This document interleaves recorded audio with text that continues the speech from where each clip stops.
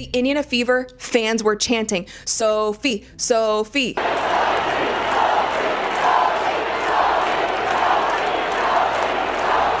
It was chaos. Caitlin Clark wasn't just playing basketball. She was surviving a battlefield. Hit after hit, shoved, scratched, slammed to the hardwood. Even as good as that rating was, Caitlin Clark's good for about 1 million extra viewers. And I mean, when I tell you social media is setting the WNBA on fire right now, not in a good way, that's the understatement. That's a flagrant foul. It's a hard foul. And through it all, the referees stood still, as if they were watching a different game. The crowd roared, voices rising with desperation. "Do something!" they screamed. And then, like thunder breaking through a storm, Sophie Cunningham. She didn't hesitate. She didn't ask. She acted. When they allow that stuff to happen, and it's been happening all season long. All season long. It's not just this game. It's been happening all season long. This is what happens, right? This is what happens. You've got competitive women who are the best in the world at what they do, right? And when you allow them to play physical and you allow these things to happen, they're going to compete. And they're going to have their teammates' backs. In a moment now burned into WNBA history and echoed across social media, Sophie Cunningham didn't just check JC Sheldon. She issued a warning. She didn't just respond to a dirty play. She exploded with fury, clarity, and purpose. Touch Caitlin, and you answer to me. Sheldon going coast to coast. And we got another.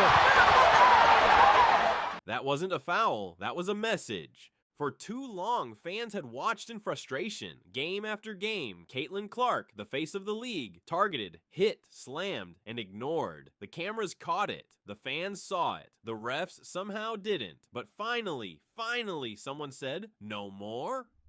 Teams are going to have to think twice about messing with Caitlin Clark again. Someone stood between Caitlin and the hate. Sophie Cunningham wasn't just wearing the jersey, she became the armor. She became the force field. She became the fury, a shield, a fighter, a statement. Guys, it's actually insane how viral this has already gone. There's so many NBA accounts who are tweeting it. I was getting ESPN notifications about it. Like, it is wild how much traction. I wonder how much money Sophie Cunningham is going to make on endorsement deals this season, this summer. Like, I think Sophie Cunningham's endorsement deals are going to go into the millions, are going to be in the millions this year. I think they're going to be in the millions this year. Because if you are not only like good in front, like she's good in front of a camera, she is now known as the Caitlin Clark's enforcer. And like, it's something that matters. It's something that really, really matters. Sophie Cunningham's jersey has sold out. I repeat, the Sophie Cunningham Fever jersey has sold out. They got beat up by the enforcers, but Sophie Cunningham has responded to the petition by just retweeting a freaking post about her jersey being sold out. That is a response. That is quote tweeting her the petition. Like, that is the best way of going about it. In a single viral moment, the tone shifted. Sophie didn't just commit a foul, she sparked a movement. She gave the Indiana Fever something they didn't know they needed. A soul, a backbone, a warrior. And in that moment, she transformed. No longer a name on a roster, no longer a stat line. She was a signal flare in the night. She was the beginning of a shift. And here's where it gets crazy. Those few seconds, that flagrant moment. They didn't know, like, whoa, I can't believe this is happening. I can't believe people are doing this. Two Caitlin Clark teammates weren't jumping in there. They bring in Sophie Cunningham. I had no idea. Sophie Cunningham was a black belt at the age of 6. Yeah. Yep. Boom! Wow. It might make her a millionaire. Seriously. Endorsements, jersey sales, followers by the hundreds of thousands. In the age of viral energy, this wasn't just sports. It was business. Let's dig into how fast everything changed. But first, if you're watching and you felt that moment like we did, hit the like button, drop a boxing glove in the comments for Sophie, and subscribe. Because this isn't a season, it's a saga. Watch when Caitlin Clark is trying to create some space. It looked like she just got hit in the eye there. Ooh, and Marina Mabry. I missed that one, Edona. This angle is wild, folks. There's the eye gouge. Watch Mabry. Boom! I mean, come on.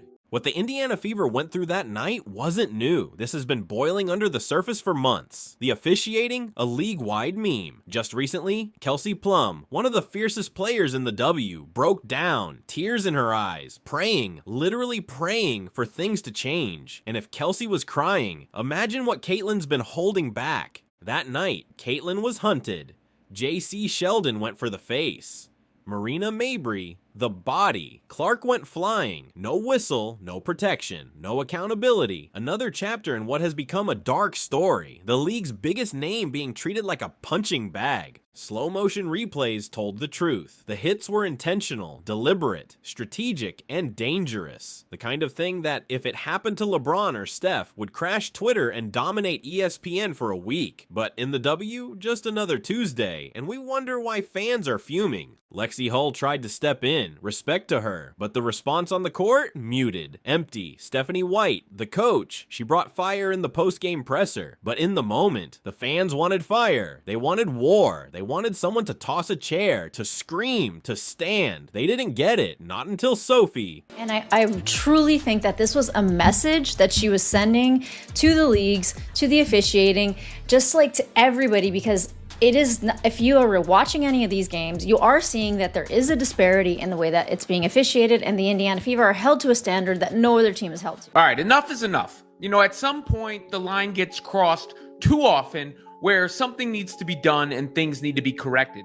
Again, the league's been handed this miracle, this beacon of light, while it was down in some dungeon in the basement on life support, and it was never turned a profit, lost $40 million last year.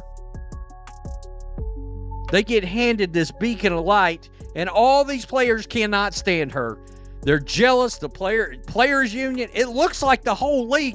Now let's shut down the Caitlyn soft narrative right here, right now. This isn't about toughness. This is about value. When Caitlyn sits, ratings collapse. League-wide interest fades. The WNBA needs her like oxygen, and the idea that she's taking hits with no support, that's not just disrespectful, it's stupid. There should have been a plan, a directive, star protection, star whistles, something, but there wasn't. And now the storm is here. The refs are being torn apart by analysts, former players, and every fan who's been paying attention, because this isn't about one bad call. It's about protecting the league's future and failing. Even as the Fever led, even after Caitlyn drained that cold-blooded three and stared down the bench with ice in her veins, the game didn't feel right. It felt unfinished. The rage in the crowd was heavy. Something was missing. Then Sophie stepped in. The crowd exhaled. So this is a petition to get Sophie Cunningham removed from the WNBA. Where she displayed tonight was disgusting. The anti-Clark fans, I am seeing them not only celebrate Kiari Afen in this situation, but say that Sophie Cunningham was at fault for what happened, and she got what she deserved, and saying good job Kiari Afen. We are seeing literal people, not threats of violence, but people encouraging violence against a player. And that's not on. That's not on for nothing. There are people literally out there encouraging violence against Sophie Cunningham. And these are the people that want to say another fan base is the worst fan base in the WNBA, and they're encouraging literal violence against players.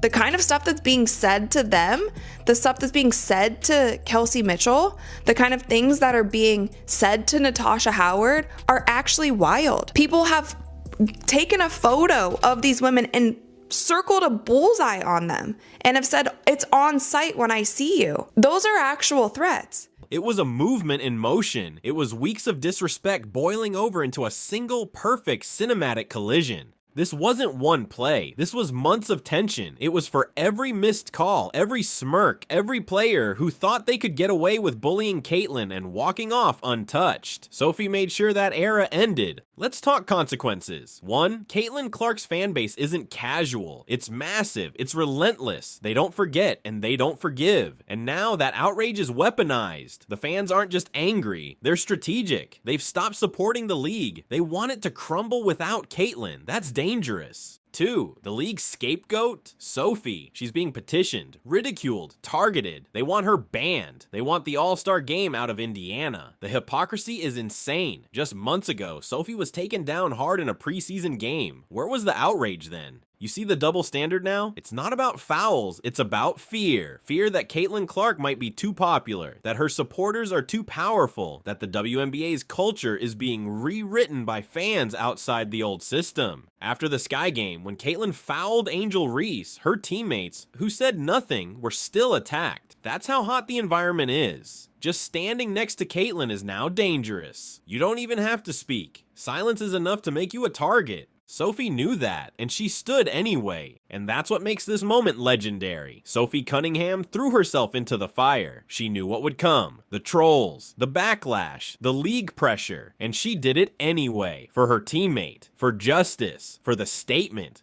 And guess what? It's paying off. She's trending on every platform. TikTok, exploding. Twitter, wall-to-wall coverage. Her jersey, gone. Sold out. Her name, echoing across every fan base. And here's why. Because she stood for something. This isn't just about basketball anymore. It's about identity, loyalty, fire. When Caitlin's fans rally, they rally for anyone who rides with her. Kate Martin, a second-round pick, outsold MVPs in merch because she was Caitlin's teammate at Iowa. Now imagine what happens when someone goes full enforcer for her. Sophie's not new to the spotlight. She's been on TV. An analyst, smooth, sharp, engaging. She's built for this. But she's more than a voice. She's a baller, a veterinarian, a clutch player, a leader, and now a symbol? Even before this, insiders called her the Fever's secret weapon, their X factor, the glue. And now, she's become something more, a lightning rod, a rallying cry. Because this is war, not just on the court, but off it. Cultural, political, financial. And Caitlin Clark fans are done playing nice. They've chosen their side, and now they've chosen Sophie too. She didn't just defend a teammate, she sparked a revolution. And now, the world is watching. She's not just a teammate anymore. It made me think if this was LeBron in the NBA, think if this was Steph Curry in the NBA, do you really think that the NBA would be allowing certain players in the NBA to go after LeBron the way that Caitlin was chucked to the ground? Do you think if another player came up, blindsided LeBron, chucked him to the ground after he had just been poked in the eye, that the NBA would be like, oh yeah, technicals, nobody's ejected, just a common technical foul? That would never it would never happen. She's a symbol of what happens when silence is broken, when loyalty is louder than protocol, when standing up means standing out. Her legacy? It's writing itself in bold capital letters. Because one thing's clear, in a league full of noise, Sophie's voice just became the one you can't ignore. She became the roar behind every silent scream, the force behind every unseen bruise, the fire behind every cold shoulder Caitlin Clark has ever received. Sophie didn't just wear the jersey, she wore the burden, and now she's wearing the crown. She gave voice to millions, she gave protection to one, she gave everything in a single second of defiance. But her moment didn't end when the buzzer sounded. It echoed in locker rooms, on phones, in newsrooms, in boardrooms. Sponsors took notice. Executives scrambled. Suddenly, Sophie wasn't just trending. She was changing the conversation. Commentators, legends of the game, started using her name in the same breath as toughness, leadership, and integrity. Analysts didn't just break down the play. They broke down what it meant for women's sports, for fandom, for justice. And fans, they responded like wildfire. Hashtags surged, videos clipped and reshared millions of times. Kids wore her name on their backs, not just because she played well, but because she stood for something bigger. She became the blueprint for what standing up looks like when it counts. So if this is just the beginning, then brace yourself, because the WNBA better be ready for a storm it can't contain. Still watching? Drop a basketball in the comments if you're ready for the next chapter.